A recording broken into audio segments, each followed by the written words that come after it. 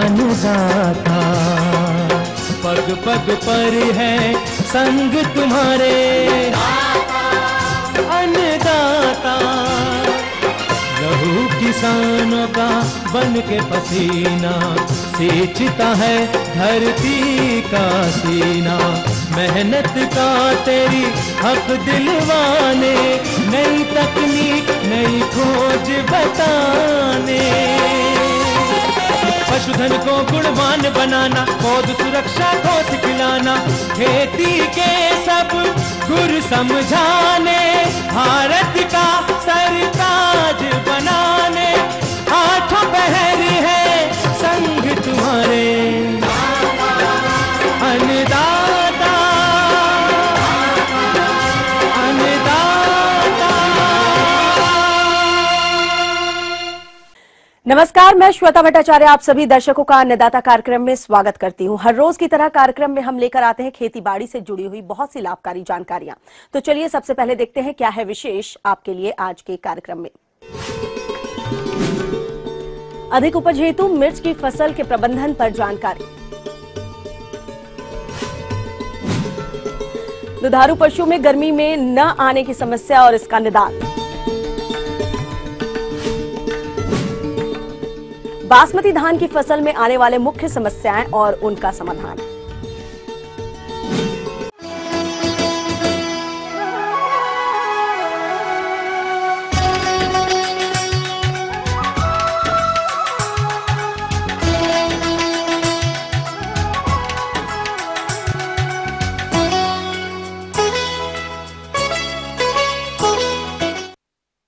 प्रदेश के जिन किसानों ने मिर्च की रोपाई समय से कर दी है वो अभी पुष्पन अवस्था पर होगी और इस अवस्था पर फसल में सिंचाई, उर्वरक और पौध संरक्षण कार्यों को करना जरूरी हो जाता है, तभी आप फसल से अधिक उत्पादन ले सकते हैं।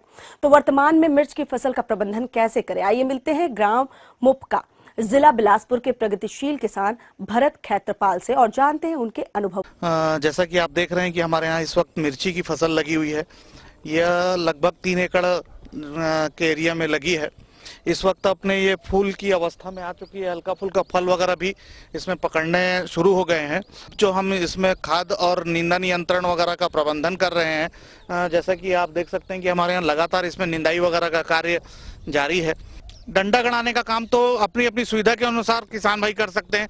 हम लोग तो रोपाई के कुछ दिन बाद ही कर देते हैं, ताकि जैसा ही फिर मौका मिलेगा तो उसको जैसे जैसे उसका बढ़वार होगी वैसे वैसे उसका बंधाई का कार्य किया जाता है। अब जिसमें इसमें मेन काम जो होना है वो रस्सियों की बंधाई है, ताकि पौधा इधर उधर ना हो। जैसा कि आप देख सकते हैं लाइन से हमने बांस इसमें गाड़े हुए हैं, उसके माध्यम उसके सहारे में हम इसमें रस्सी बांधेंगे, जिसके मदद से ये पौधा सीधा खड़ा रहे, ताकि तोड़ाई में या आने जाने में, दवाओं के छिड़काव में किसी किस्म की बाधा ना आए और पौधा भी टूटे ना। पौधे की अवस्था के ऊपर जैसे ही जैसा अब इसमें फल आएगा वैसे वैसे हम इसको अच्छी तरह से बांध देंगे, ताकि उसकी डंगालें भी टूटकर नीचे न गिरें। मिट्टी चढ़ाने की आवश्यकता इसमें वैसे तो एक ही बार में हो जाता है, लेकिन किसान भाई अगर अपने अपने खेत के मांदा की ऊंचाई या जल प्रबंधन के हिसाब को ध्यान में रखते हुए थोड़ा बहुत आगे पीछे कर सकते हैं। जल निकासी का तो विशेष प्रबंधन रखना ही होता है। आप देख सकते हैं कि हमारे यहाँ नालियाँ एक तरफ की नीचे की तरफ गई हुई हैं, तो नीचे भी एक मेन नाली बनी हुई है, जिसके माध्यम से हम इसमें जल प्रबंधन करते हैं। किसी भी किस्म का पानी भराव ना हो, उसका विशेष ध्यान रखना होता है। पानी गिरने के ऊपर में है, अगर पानी जैसे नहीं गिरता है तो लगभग 2 से ढाई घंटा प्रतिदिन, और अगर पानी गिरता है तो जैसा मौसम की स्थिति हो उसके हिसाब उसको ध्यान में रख के पानी का, अभी इन दिनों में तो मैं उसका दिन बता नहीं पाऊंगा क्योंकि वो मौसम पर निर्भर है। और इसमें अभी ड्रिप के माध्यम से हर एक दिन के आड़ में खाद अभी हम दे रहे हैं, जिसमें 3 किलो यूरिया और 3 किलो पोटास की मात्रा जब तक ये फल की अवस्था में नहीं आएगा तब तक हम इसको रखेंगे। जब इसमें फल आएगा तो फिर खाद जैसा फल होगा उसके हिसाब से खाद प्रबंधन फिर से बदली होगा। मैक्सिमम इसमें 8 किलो तक हम कर सकते हैं, लेकिन वो इसके लोड, फ्रूट लोड के ऊपर में निर्भर करेगा कि इस वक्त फसल में कितना फ्रूट लोड है, उसके ऊपर में वो चीज़ निर्भर करेगी। लेकिन अधिकतम अगर खूब अधिक दिए तो एक दिन के आड़ में 8 किलो तक हम इसको दे सकते हैं। यूरिया और पोटास। चूंकि मौसम में काफ़ी फ्लक्चुएशन है, बारिश भी होती है, फिर उमस भी आती है, उस वजह से सैकिंग इंसेक्ट्स का ज़्यादा खतरा अभी बना हुआ है, उसकी वजह से वायरस के बढ़ने की संभावना है। देखिए, इसमें मिर्च की फसल है, इसमें रस चूसक कीटों का कई प्रकार से वो होता है। इसमें व्हाइट फ्लाई से लेकर के और भी 1-2 प्रकार के सैकिंग इंसेक्ट्स का अटैक इसमें हो जाता है। चूसक कीड़ों का विशेष ध्यान रखना होता है।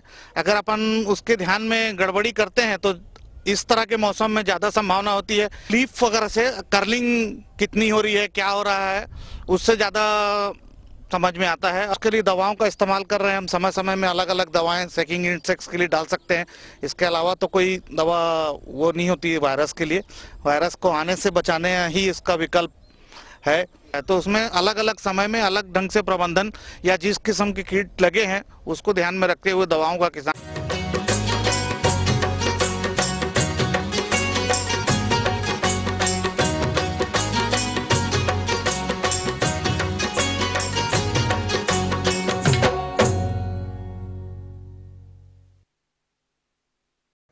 सब्जी वर्गीय फसलों के अंतर्गत मूली का एक प्रमुख स्थान है और ये समय मूली की बुआई के लिए उपयुक्त है। अतः हमारे किसान भाई इसकी खेती करना चाहते हैं, वो इस फसल से अच्छा उत्पादन प्राप्त करने हेतु किस तरह से करें इसकी बुआई, इस विषय पर जानकारी दे रहे हैं एक विशेषज्ञ डॉक्टर विजय पांडे। किसान भाइयों, मूली का खेती शुरू करने के लिए ये बहुत ही उचित समय है। तो सबसे पहले उन्नत प्रभेद जो है उसके बारे में आपको जानकारी दे दूं। पूसा चेतकी, पूसा देसी, पूसा हिमानी, पूसा रश्मि, जापानी सफ़ेद, जौनपुरी, व्हाइट आइसिकल, पंजाब सफ़ेद, चाइनीज पिंक, हिसार मूली नंबर 1 एवं अर्का निशांत, ये सब उन्नत प्रभेद हैं मूली के, जिससे कि बहुत अच्छी उपज प्राप्त होगी। बुआई का समय, मूली बुआई करने का समय है अगात मूली के लिए सितंबर माह, मध्यम के लिए अक्टूबर से नवंबर तथा गर्मा मूली बोने के लिए जनवरी से फरवरी महीना ही उपयुक्त है। और बरसाती मूली यदि लगाना चाहते हैं तो जुलाई से अगस्त सही समय है। मूली का बीज दर, मूली का बीज दर 4 से 5 किलोग्राम प्रति हेक्टेयर है। मूली लगाने की दूरी, मूली लगाने के लिए 25 गुने 10 सेंटीमीटर की दूरी उपयुक्त एवं वैज्ञानिक ढंग से समुचित मानी जाती है। खाद एवं उर्वरक प्रति हेक्टेयर, मूली लगाने के लिए कंपोस्ट 150 से 200 क्विंटल प्रति हेक्टेयर, नेत्रजन 60 किलोग्राम प्रति हेक्टेयर, स्फूर 40 किलोग्राम प्रति हेक्टेयर एवं पोटास 40 किलोग्राम प्रति हेक्टेयर के दर से खेत में डालें। मूली के अगर ये सब उन्नत प्रभेद जिसका कि मैंने जिक्र किया अगर लगाते हैं तो उपज लगभग 150 से 200 क्विंटल प्रति हेक्टेयर प्राप्त करेंगे। मूली में ज्यादातर बीमारी जो होती है सफेद रस्ट और फल गलन, तो सफेद रस्ट को रोकने के लिए 2 किलोग्राम मैंकोजोब को 800 लीटर पानी में घोल बनाकर प्रति हेक्टेयर की दर से खड़ी फसल पर छिड़काव करना चाहिए। फूल आने के समय कोई छिड़काव नहीं करें। फल गलन, इसके लिए बीज की बुआई से पूर्व 2.5 ग्राम कैप्टन प्रति किलोग्राम बीज की दर से शोधित करना चाहिए। साथ ही फॉर्मेल्डिहाइड 160 से 175 मिलीलीटर का 2.5 लीटर पानी में घोल बनाकर प्रति वर्ग मीटर भूमि का शोधन करना चाहिए। इसके अतिरिक्त फसल पर 2 किलोग्राम मैंकोजेब या जिनेब प्रति हेक्टेयर की दर से 800 से 1000 लीटर पानी में घोलकर छिड़काव करते रहना चाहिए, जिससे कि आपका मूली, गाजर, सलगम वगैरह सभी सुरक्षित रहेंगे। ये थी कुछ उपयोगी जानकारियां। अब लेते हैं एक छोटा सा ब्रेक, जल्द लौटेंगे और कार्यक्रम में आगे है महत्वपूर्ण जानकारियां। बने रहिए हमारे साथ।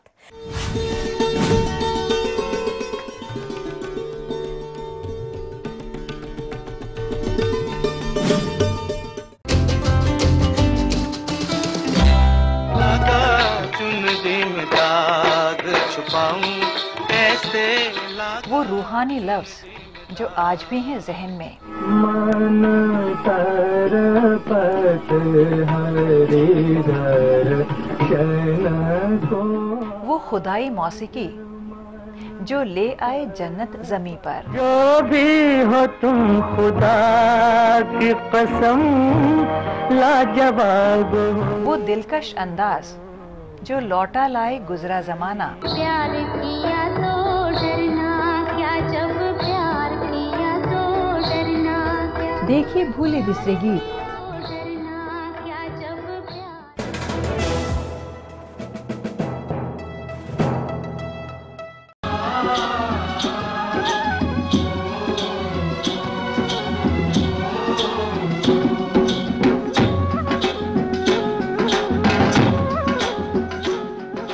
ब्रेक के बाद एक बार फिर से आप सभी दर्शकों का अन्नदाता कार्यक्रम में स्वागत है। बढ़ते हैं अगली प्रस्तुति की ओर।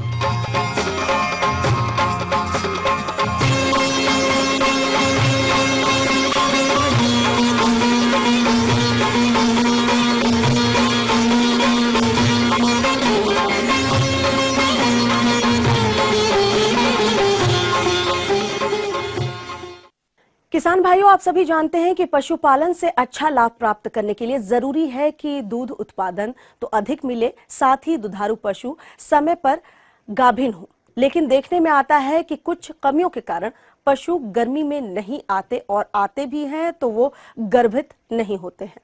तो इस समस्या का कारण क्या है तथा इसका उपचार कैसे किया जाए, आइए जानते हैं वेटनरी कॉलेज रीवा के पशु वैज्ञानिक डॉक्टर नितिन कुमार बजाज से। भाइयों, हम लोग आज चर्चा करेंगे पशुओं के गर्मी में नहीं आने के कारणों के बारे में, या जिसको हम लोग अमतकाल कहते हैं।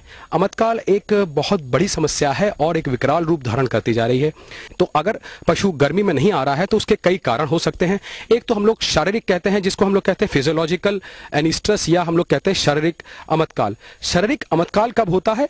जब पशु अभी पूरी तरीके से यौवन अवस्था को प्राप्त ना कर चुका हो, तब पशु गर्मी में नहीं आता है। तो ये एक सामान्य प्रक्रिया है। इस समय पशु गर्मी में नहीं आया, ये कोई चिंता की बात नहीं है। समय आएगा जब पशु अपना वजन पूरा कर लेगा जितना उसे गर्मी में आने के लिए चाहिए, तब ये ऋतु चक्र जो है या गर्मी में आने का चालू हो जाता है।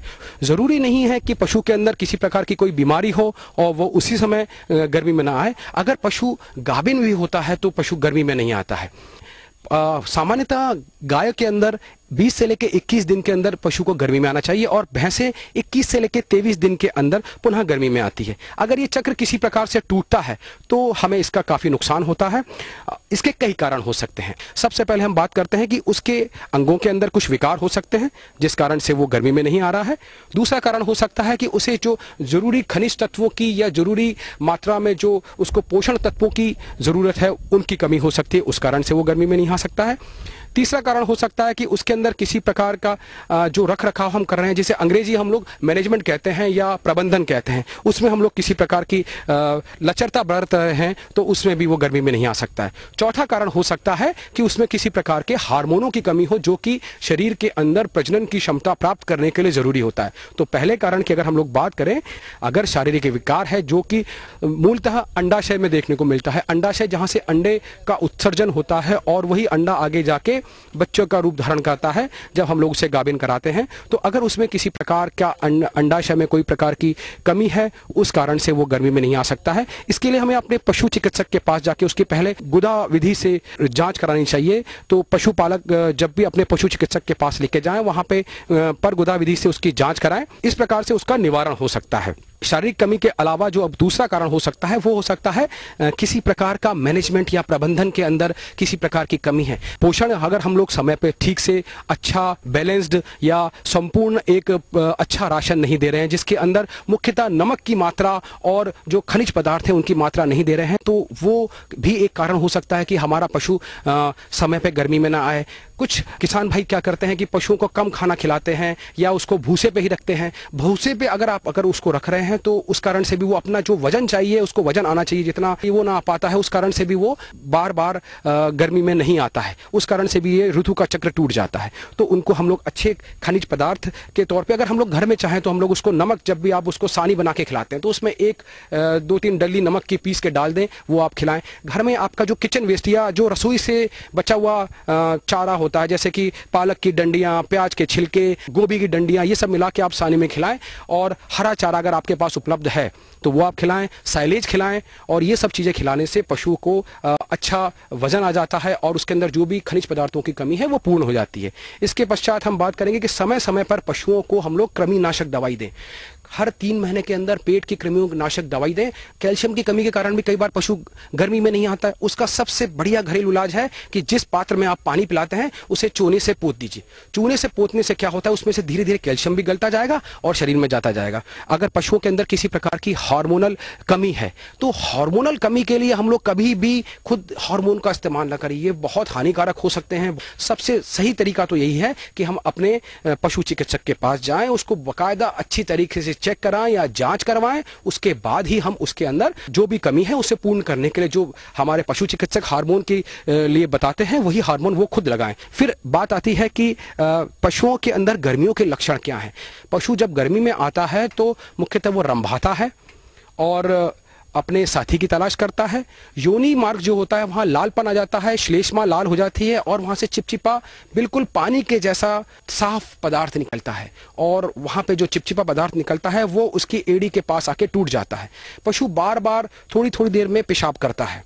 ये जो लक्षण होते हैं अधिकतर दूध में हल्की सी कमी आ सकती है कभी कभी जब पशु गर्मी में आता है, या कभी कभी वो चारा भी कम खाने लगता है। तो ये सारे लक्षण जो है पशु के गर्मियों के आने के लक्षण हैं। अगर ये लक्षण मिलता है तो मतलब पशु को गाभिन कराने का समय बिल्कुल सही समय आ गया है। इस समय गाभिन कराएं। पहले हम लोग ये देख लें कि पशु गर्मी में आ रहा है या नहीं आ रहा है, और अगर आपको जरा सी भी शंका है अपने पशु चिकित्सक के पास ले जाएं, एक बार जांच कराएं। जांच कराने के बाद जो भी आपको सलाह दी जाती है उस सलाह पे अमल करें। तो मेरे किसान भाइयों, आप बहुत अच्छा लाभकारी डेयरी व्यवसाय या गौवंशीय पशुओं से आप या भैंसवंशीय पशुओं से आप अच्छा नफा कमा सकते हैं और अच्छा लाभ कमा सकते हैं। आगे और भी है कुछ रोचक जानकारियां, पर यहां पर रुकेंगे एक और कमर्शियल ब्रेक के लिए। जल्द हाजिर होते हैं।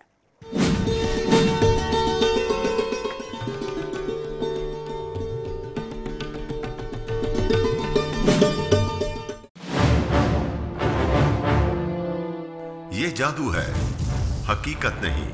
और हकीकत ये है, जो हो जाता है लौटता नहीं। ये कोई हादसा भी हो सकता है, खुशी का लम्हा या किसी मजलूम की आह भी। जिंदगी के तमाम पहलुओं में छिपा है वो सच जो जादू नहीं, हकीकत है। और हकीकत के साथ है ईटीवी।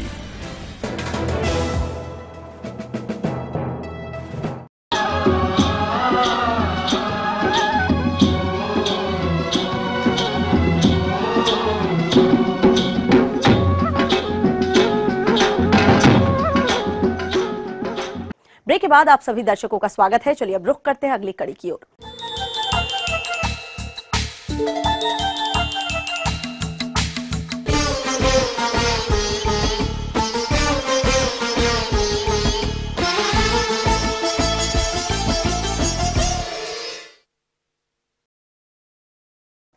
सुगंधित धान की प्रजातियों की बात की जाए तो बासमती धान की हम बात करें तो रुपाई के अनुसार ये फसल 30 से 45 दिन की अवस्था पर होगी।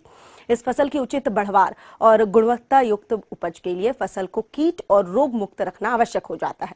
इनके नियंत्रण के लिए कौन कौन से आसान तरीके अपनाए जाए, आइए जानते हैं एक विषय विशेषज्ञ डॉक्टर रितेश शर्मा से। जो किसान भाई खरपतवार नाशक का प्रयोग नहीं कर पाए हैं वो किसान भाइयों को 10 से 15 दिन के बाद एक बार निराई करा देनी चाहिए। इसके अलावा जो सबसे प्रमुख बात है, किसान भाई प्रयोग करते हैं मेड़ा ज़्यादा कैसे हो। ज़्यादा टिलरिंग करने के लिए बहुत सारी दवाएं लोग यूज करते हैं। मैं आपको बताना चाहता हूं, टिलरिंग के लिए कोई भी दवा नहीं आती है, लेकिन इसके लिए बहुत आसान इलाज है। आप लोग चाहें तो कर सकते हैं। ट्रांसप्लांटिंग करने के 15 दिन बाद से लेके 25 दिन बाद तक बीच में एक बार या 2 बार आप खेत में पानी भरें और इसके ऊपर एक मेड़ा चला दें, एक पाटा चला दें। एक पाटा जो लकड़ी का हो सकता है, जिसको एक आदमी आसानी से खींच सके। यदि आपके पास ऐसा पाटा नहीं है, आप 10-12 बांसों को बांध सकते हैं। उन बांसों को बांध करके आप पूरे खेत में फेर दीजिए। इससे आपके खेत में बहुत सारे फायदे होंगे। सबसे पहले इससे आपके कल्ले बहुत ज़्यादा निकलेंगे। टिलरिंग आपके खेत में भरपूर होगी। हो सकता है 1.5 गुने से ज़्यादा तक टिलरिंग आपके खेत में देखी जा सकती है। इसके अलावा क्योंकि इसमें मिट्टी डिस्टर्ब होती है, मिट्टी डिस्टर्ब होने से जो ऊपर वीड्स हैं वो भी ख़त्म होते हैं। और दूसरी बात, इसकी जड़ों का विकास अच्छा होता है, क्योंकि इसमें वायु का, हवा का संचार अच्छा होता है। और जब जड़ों का विकास अच्छा होता है तो पूरे पौधे की ग्रोथ बहुत अच्छी होती है। पूरा पौधा जब अच्छा बन के चलेगा तो निश्चित रूप से आपको फायदा होगा। इसके अलावा जैसा कि आजकल जगह जगह पता चल रहा है कि पत्ती लपेटक लीफ फोल्डर का भी प्रकोप हो रहा है। लीफ फोल्डर बहुत नुकसान करने वाला कीड़ा नहीं है, जब ये बहुत ज़्यादा मात्रा में हो जाता है तभी नुकसान करता है, लेकिन यदि आपने ये पाटा चलाया है तो जितनी भी सूंडी इन पत्तियों पर आई है वो सारी सूंडी नीचे गिर जाएगी और वो ऊपर नहीं उठ पाएगी। इस तरह से बिना दवा के प्रयोग से आप लीफ फोल्डर का ट्रीटमेंट कर सकते हैं। यदि आपके यहाँ लीफ फोल्डर कुछ दिन बाद भी आता है, पाटा लगाने के बाद भी आता है, तो आप एक रस्सी ले लें, एक रस्सी को 2 आदमी पकड़ें, एक साइड से एक दूसरी साइड से, और पूरे पौधे के ऊपर उस रस्सी को फेर दीजिए। इसमें भी सारी सूंडी नीचे गिर जाएगी। इसके लिए आपको किसी भी दवा का प्रयोग करने की आवश्यकता नहीं। बासमती धान की खेती में उर्वरकों का, खादों का प्रयोग कैसे करें, ये बहुत इम्पोर्टेंट है, क्योंकि खादों का अनावश्यक प्रयोग करके हम अपने खेत में बीमारी और कीड़ों को बुलावा देते हैं। इसलिए आपको ये जानने की आवश्यकता है, खादों का प्रयोग करने से पहले अपने मिट्टी की जांच कराएं और जिन तत्वों की कमी है उन तत्वों को उसी हिसाब से डालें। एक साधारणतः जो रिकमेंडेशन है उसके हिसाब से बासमती धान में आपको नाइट्रोजन, फास्फोरस, पोटास और जिंक की आवश्यकता सबसे ज़्यादा पड़ती है। इसमें आप 25 किलो जिंक 1 हेक्टेयर के लिए, इसके साथ आप 90 किलो नाइट्रोजन, 60 किलो फास्फोरस और 40 किलो पोटास प्रति हेक्टेयर की दर से हमको प्रयोग करना है।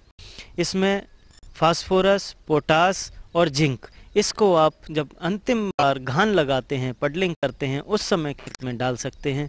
बाकी नाइट्रोजन को हमको कई बार में देना है। जिन लोगों ने बेसल में एनपीके मिक्सचर या डीएपी प्रयोग किया है उनको 15 दिन के बाद यूरिया की पहली डोज देनी चाहिए, पहली मात्रा देनी चाहिए। इसके अलावा जिन किसान भाइयों ने हरी खाद का प्रयोग किया है उनको 11-21 और आपकी PB1 ट्रेडिशनल वैरायटी जैसे तराबड़ी बासमती 370, टाइप 3, CSR 30, इनमें हो सकता है यूरिया के 1 दाना प्रयोग करने की भी आवश्यकता ना हो। इसलिए हमेशा आप अपने खेत की पत्तियों का रंग देखें। गाढ़ा हरा रंग कभी भी नहीं करना है, हल्का ग्रीन, हल्का हरा रंग आपको अपने खेत में मेंटेन रखना है। और आवश्यकता होने पर आप जिंक और यूरिया का स्प्रे भी कर सकते हैं, जो कि आपकी यूरिया की मात्रा को भी बचाएगा और अनावश्यक जो प्रयोग किया जाता है उसके जो दुष्परिणाम हैं उससे भी आप बचे रहेंगे। किसान भाइयों, आप सभी जानते हैं बासमती एक वरदान के रूप में हम लोगों को मिली है, इस क्षेत्र के लोगों को मिली है। और बासमती चावल की एक ऐसी किस्म है जिसमें बहुत ज़्यादा न खाद चाहिए, ना बहुत पानी चाहिए, ना बहुत ज़्यादा कीड़े बीमारियों का प्रकोप होता है। तो कम से कम लागत के साथ हमें इसकी खेती करनी चाहिए।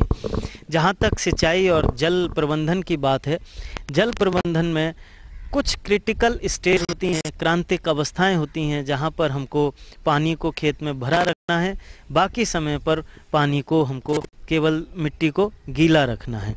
किसानों के बीच में एक भ्रांति है, यदि हम ज़्यादा पानी लगाएंगे तो हमें ज़्यादा फायदा होगा। नहीं, ऐसा बिल्कुल भी नहीं है। आपको शुरू के 3-4 दिन, उसके बाद टिलरिंग जब होती है, कल्ले जब निकलते हैं, उसके बाद गोभ अवस्था जब गोभ में बाली बन रही होती है, उसके बाद जब बाली बाहर निकल रही होती है और दाने में दूध पड़ते समय, ये 4-5 अवस्थाएं हैं जब हमको खेत में पानी भर के रखना चाहिए। इसके अलावा पूरे सीजन में आप खेत को केवल गीला रखें, खेत में दरार न पड़ने दें, नियमित अंतराल पर अपनी मिट्टी के अनुसार उसमें पानी लगाते रहें। विशेष ध्यान सिर्फ इन अवस्थाओं में पानी भर के रखें, खास तौर से गोभ अवस्था और आपके दूध पड़ने की अवस्था में पानी भर के रखेंगे तो दानों का लाभ अच्छा होगा। इसके अलावा आप यदि गोभ अवस्था में पोटास, जो कि आजकल सॉल्युबल फॉर्म में आ रहा है, गोभ अवस्था में जब हमारी बाली बनना शुरू होती है गोभ के अंदर, उस समय पर यदि आप सॉल्युबल पोटास जो आता है उसका स्प्रे कर देते हैं तो वो निश्चित रूप से आपके दानों में अच्छा भराव होगा और दानों में चमक होगी, जो कि जिसका खर्चा भी काफ़ी कम है। 100 से 150 रुपये में आप 1 एकड़ के लिए उसको प्राप्त कर सकते हैं। 2 किलो पोटास और 1 एकड़ के लिए पर्याप्त होता है।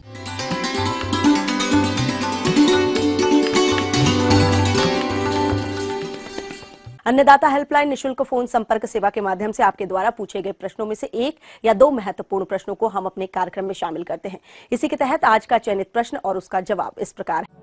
अन्नदाता निशुल्क फोन संपर्क सेवा के माध्यम से पूछे गए प्रश्नों में से आज हमने जिस प्रश्न को कार्यक्रम में शामिल किया है उसे पूछा है ग्राम गुनापुरा, जिला मुरैना के कृषक मोहन सिकरवार ने। यह लेयर मुर्गियों के आहार प्रबंधन पर जानकारी चाहते हैं। तो मोहन सिकरवार जी, आपकी जानकारी हेतु प्रस्तुत है कार्यक्रम का यह अंश। किसान भाइयों, आप जब मुर्गी पालन करते हैं तो सबसे अधिक जो खर्चा आता है वो आहार पर आता है। करीब 70 से 80% खर्चा आहार पर ही आता है। अगर आहार हमारे मुर्गियों के लिए अच्छा देंगे तो उतना ही अच्छा हमें उत्पादन प्राप्त होगा। तो मुर्गियों को हम उनकी आवश्यकता अनुसार कई प्रकार से आहार देते हैं। जैसे हम शुरुआत में चिक राशन देते हैं, उसके बाद हम ब्रॉयलर राशन देते हैं, उसके बाद गिरोवर राशन देते हैं, फिर फिनिशर राशन देते हैं। तो जो चिक आहार है इसको हम 0 से 8 सप्ताह की उम्र के बच्चों को चिक आहार देते हैं। इसमें जो प्रोटीन की मात्रा है वो 22% रहनी चाहिए और जो हमारी ऊर्जा है वो 28 किलो कैलोरी प्रति किलो दाने में रहनी चाहिए। इस तरह से इसका आहार तैयार बाजार में मिलते हैं, तैयार हुए आते हैं, अलग अलग नाम से आते हैं। दूसरी बात आती है चिक आहार के साथ साथ आपका जो राशन आता है, जो गिरोवर राशन है, इसको हम 9 सप्ताह से लेके 15 सप्ताह की उम्र तक के बच्चों को देते हैं जब बढ़वार होती है। इसमें जो प्रोटीन की मात्रा है 16% प्रोटीन रखते हैं और इसमें 2700 किलो कैलोरी प्रति किलोग्राम दाने पर बनाते हैं। गिरोवर राशन के बाद आता है फिनिशर राशन। उसमें जो फिनिशर राशन में हम प्रोटीन की मात्रा रखते हैं आपकी 18% और जो किलो कैलोरी है जिसमें ऊर्जा की मात्रा है वो आपकी 2600 किलो कैलोरी प्रति किलोग्राम दाने पर रखते हैं। तो इस प्रकार से ये दाने जो भी दाने हैं अलग अलग उम्र के बच्चों पर देते हैं। जैसे हमने बताया था जो फिनिशर राशन है वो 16 सप्ताह से लेके और जब तक जो अंडे देने वाली मुर्गी हैं जब तक अंडा उत्पादन बंद नहीं कर देती हैं उस समय तक हम ये फिनिशर राशन देते हैं। तो इस तरह से ये जो राशन है इसमें राशन में साथ ही साथ ये भी ध्यान रखना पड़ता है कि जो भी हमारे एंटीबायोटिक्स हैं यानी कि प्रतिजैविक दवाइयां हैं उनको भी इसमें मिलाना पड़ता है जिससे उनकी बढ़वार अच्छा होता रहे और उत्पादन भी अच्छा होता रहे। साथ ही साथ जो कुछ फीड एडिटिव्स हैं उनको भी इन पे मिलाना पड़ता है। जो आहार खिलाते हैं हम इसका विशेष रूप से ये ध्यान रखते हैं जो आहार देने वाले बर्तन हैं फीडर जिसको बोलते हैं उसमें ही डालते हैं। लेकिन दाना डालते समय इस बात का विशेष ध्यान रखते हैं क्योंकि जो फीडर है उसको हम पूरा नहीं भरते, 1/3 भाग उसको भरते हैं। क्योंकि जब होता क्या है जो मुर्गियां हैं इसको दाने को जो खाती हैं तो उससे दाना ज़्यादा खाती कम है, गिराती ज़्यादा है, जिससे कि दाने की बर्बादी रहती है। साथ ही साथ पानी वाली जो व्यवस्था बनानी पड़ती है, पानी मुर्गियों को हर समय स्वच्छ जल देना चाहिए और साफ देना चाहिए।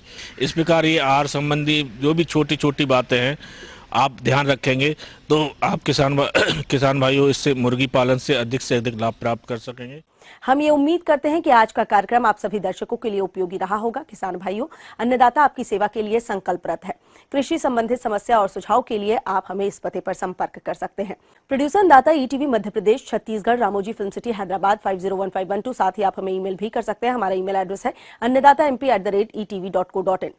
इसके अतिरिक्त आप हमें निःशुल्क हेल्पलाइन नंबर 180010845999 पर सोमवार से शनिवार सुबह 10 से शाम 4 बजे के बीच संपर्क कर सकते हैं।